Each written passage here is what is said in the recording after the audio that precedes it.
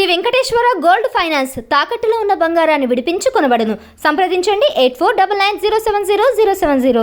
Sir నమస్తే sir. నమస్తే. తెలంగాణ చదువులు గత 10 సంవత్సరాల నుంచి వృధా, బీటెక్ చదివినాడికి కూడా ఆల్ రాయడం రావట్లేదు అని రేవంత్ రెడ్డి గారు వ్యాఖ్యలు చేస్తున్నారు. దీని గురించి ఎట్లా? వాస్తవం అండి, రేవంత్ రెడ్డి గారు మాత్రం ఈ విషయంలో నిజం చెప్పారు. ఎందుకంటే మనం చూస్తున్నాం, అసలు సబ్జెక్టు రాని వాళ్ళు ఏం రావాలంటే బీటెక్లు కంప్లీట్ చేస్తున్నారు, ఎంబీఏలు కంప్లీట్ చేస్తున్నారు, అన్నీ కూడా చేస్తున్నారు. చాలా వరకు నేను చూస్తుంటే నిజంగానే అది మాత్రం వాస్తవం అండి. ఏదో మరి యూనివర్సిటీలలో ఏ విధంగా పాస్ చేస్తున్నారో అర్థం కావట్లేదు. ఏది రాసినా కూడా పాస్ చేయడం జరుగుతుంది. అంటే ఎడ్యుకేషన్ అనేది కూడా ఒక బిజినెస్ పరంగా అయిపోయింది ఇప్పుడు బీటెక్లో వచ్చేసరికి.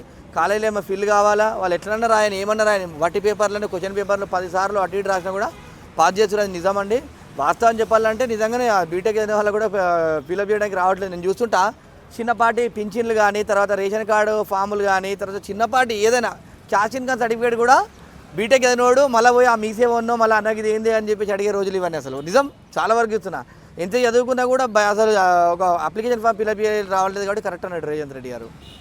అంటే రాజకీయానికి కానీ దేనికైనా యువతే మరి అంతమంది బయటకు వస్తున్నారు, మరి ఎందుకని ఉద్యోగాలు ఏందంటారు? గుర్తుపెట్టుకోరి, చదువు అందరు చదివిన తర్వాత మిగతా పనులు ఎవరు చేస్తారండి? అందరు చదువుకొని అందరు ఎంప్లాయీలు అయితే అందరూ కూడా జాబులు చేయాలనుకుంటే గట్రా మరి మిగతా పనులు కూడా చేస్తారు. రోడ్లు కూడా ఉడుస్తారు, బిల్డింగ్ లోడ్ కడతాడు, ప్లంబింగ్ పని వాళ్ళు చేస్తారు. ప్రతి ఒక్క పని కూడా అన్నీ కూడా చదువుకున్న వాళ్ళు చేయంటారు కదా. మిగతా ఇప్పుడు రాబోయే రోజుల్లో గుర్తుపెట్టుకోండి, అమెరికాలో అంట రోజువారీ మేస్త్రి కట 15,000 రాబోయే రోజుల్లో ఇండియాలో కూడా అదే పరిస్థితి వస్తుంది. అందరు చదువుకున్న పెద్ద యూనివర్సిటీలు ఉన్నాయి అని చెప్పేసి చుట్టూ ఉన్న 5 రాష్ట్రాలు హైదరాబాద్ వైపు తెలంగాణ వైపు చూస్తున్నాయి. కానీ రేవంత్ రెడ్డి గారు చేసిన వ్యాఖ్యలు అటు యూనివర్సిటీలకి ఇటు కళాశాలలకి దెబ్బ అని అంటున్నారు. దీని గురించి వాస్తవం అండి. ఇప్పుడు చదువుకున్నవాడు బీటెక్ చదివినట్టే మినిమం నాలెడ్జ్ అని ఉండాలి కదండి.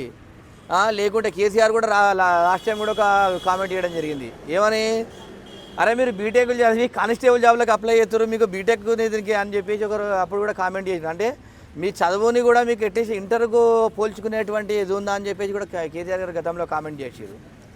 ఇలా గుర్తుపెట్టుకోండి, ఏదైనా కూడా నిజం. అది అప్లికేషన్ ఫామ్ కూడా ఫిల్అప్ చేయడానికి కూడా రావట్లేదు. అంటే తెలంగాణ సమాజంలో ఉన్నటువంటి విద్యార్థులు ఈ విధంగా ఉన్నారని చెప్పి తెలియదు. ఇన్ని రోజులు ఇచ్చిన ఫీజు రీయింబర్స్మెంట్ కానీ ఇవన్నీ వేసుకుంటారు. అంతే అండి. రిజర్వేషన్లు ఇప్పుడు గుర్తుపెట్టుకోండి, రిజర్వేషన్లో సీట్ వస్తుంది కొంతమందికి ఇప్పుడు చూడు అందరికీ అసలు బీటెక్ అవుతుందంటే మేనేజ్మెంట్లు తక్కువ అయిపోయారు. మొత్తం చూడు అందరు కూడా రిజర్వేషన్లే. ఎస్సీ ఎస్టీ బీసీ మైనార్టీలు అందరూ కూడా, ఓసీలకు కూడా ఇప్పుడు సీట్లు వచ్చినాయి 10%. అసలు మొత్తం రిజర్వేషన్లనే అందరు చదువుతున్నారు కాబట్టి వాడు ఏం చదువుతుండే ఏందనేది కూడా లేదు కదా. అయితే ఇప్పుడు రేవంత్ రెడ్డి సిస్టమ్ మార్చడం కోసం ఏమేమి రూల్స్ తీసుకున్నారు అవి కూడా చేయట్లేదు కదా, కామెంట్ ఇవ్వగానే అయిపోతుంది. ఒక్కటండి, కొంచెం ఎడ్యుకేషన్ వ్యవస్థలో నేను చూస్తున్నా 10th క్లాస్ అయిపోయిందంటే అసలు ఇక పిల్లోని గాలికి వదిలేస్తున్నాండి. అది కాలేజీలు కానీ, తర్వాత యూనివర్సిటీలు కానీ, ఏది కూడా కానీ. అసలు ఇంటర్లో కాలేజీకి రాకుండా నడుస్తుంటే, డిగ్రీ అయితే అసలు కాలేజీకే పోడు. బీటెక్లో వాడు ఒక స్టార్టింగ్ అడ్మిషన్ అయిన రోజున 2 రోజులు పోతాడు, ఫీజులు కట్టడానికి పోతారు తప్ప వాడు ఒక్కరోజు కూడా కాలేజీకి రాడు. మరి ఎందుకు కాలేజీకి రాడు అని చెప్పేసి ఒక సిస్టమ్ మార్చాలి. బయోమెట్రిక్ పెట్టి మినిమం స్టూడెంట్ వచ్చిన ఎవరైతే రెగ్యులర్ కాలేజ్ వస్తారో వాళ్ళే కాలేజ్కి వచ్చి చదువుకోండి అని చెప్పి చెప్పాలి. ఎందుకంటే ఓపెన్ స్కూల్స్ ఉన్నాయి కదా, అందులో చదువుకోవాలి. ఈ రెగ్యులర్ రోడ్ కూడా ఓపెన్ లాగా అయిపోయింది ఇప్పుడు. రీసెంట్గా తీన్మార్మల్లను కూడా కార్పొరేట్ కాలేజెస్కి వెళ్ళి ర్యాంకుల మీద సర్వే చేస్తే అవన్నీ ఫేక్ అని వెళ్తాయి. అలాంటి కాలేజీని క్లోజ్ చేసేయచ్చు కదా. నిజమండి, ఇది మాత్రము 100% ఫేక్ అండి. చైతన్య నారాయణ అండి, గుర్తుపెట్టుకోండి. మనిషి సరే, నేను ఒక 20 ఏళ్ళ నుంచి నాకు నాలెడ్జ్ వచ్చినప్పటి చూస్తున్నా. 20 సంవత్సరాల నుంచి నారాయణ చైతన్యం తప్ప. అంటే ప్రతిసారి వాళ్ళ దగ్గర పిల్లలు టాప్ ర్యాంకులు వస్తే కానీ దేశం మొత్తం ఎక్కడ రావా అండి? అంటే ప్రతిసారి వాళ్ళ పిల్లలకే దేవుడు జ్ఞానం ఇస్తారు, నాలెడ్జ్ ఇస్తారు. పుట్టినోడు అంతా కూడా వాళ్ళ దగ్గరనే జ్ఞానం వచ్చేది ఉంటుంది, వేరే దగ్గర ఉండదా?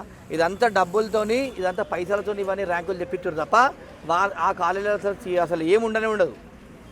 ప్రతిసారి వాళ్ళే ఉంటారు. మీరు గుర్తుపెట్టుకోండి, వేరే వాడికి అవకాశం ఉండదా? మరి మిగతా చోట్ల ర్యాంకులు వచ్చినప్పుడు గవర్నమెంట్ స్కూళ్ళకు కూడా ప్రకటనలు ఇవ్వచ్చు కదా, ర్యాంకులు వచ్చినాయి అది ఇచ్చేయండి అని. మరి వాళ్ళ కాలేజీలు వచ్చినాయి కాబట్టి వాళ్ళు ఇచ్చుకుంటున్నారు, మిగతా వాళ్ళని ఎందుకు స్పందించవచ్చు? ఒక్కటండి గుర్తుపెట్టుకోండి, కార్పొరేట్ వ్యవస్థ ఇప్పుడు వాళ్ళంటే ఇప్పుడు డబ్బులు ఇస్తారండి, టీవీ ఛానల్కి డబ్బులు ఇస్తారు. ఇప్పుడు ఒక టీవీ ఛానల్లో కూడా ఇప్పుడు గుర్తుపెట్టుకోండి, టీవీ ఛానల్కి ఒక పెద్ద ఛానల్ ఇవ్వాలని కూడా గవర్నమెంట్ స్కూల్ ఇది ఇంత ట్యాప్ ర్యాంక్ ఇచ్చిందంటే ఇయ్యరు కదండి. చైతన్య నారాయణ అయితే వాళ్ళకు మేనేజ్మెంట్లకు డబ్బులు ఇస్తే అని ఇచ్చాయి కాబట్టి వాళ్ళు ఇస్తారు తప్ప గవర్నమెంట్ ఏమొస్తుందండి బెనిఫిట్? ఏదో చిన్నపాటి పేపర్లా డిస్ట్రిక్ట్ పేపర్కి ఇదంతా బొమ్మ ఇస్తారు, స్కూల్ ఇంత ర్యాంక్ వచ్చిందని తప్ప ఇట్లా హైలైట్ చేసే మాత్రం ఇయ్యరని చెప్పించట్లేదు.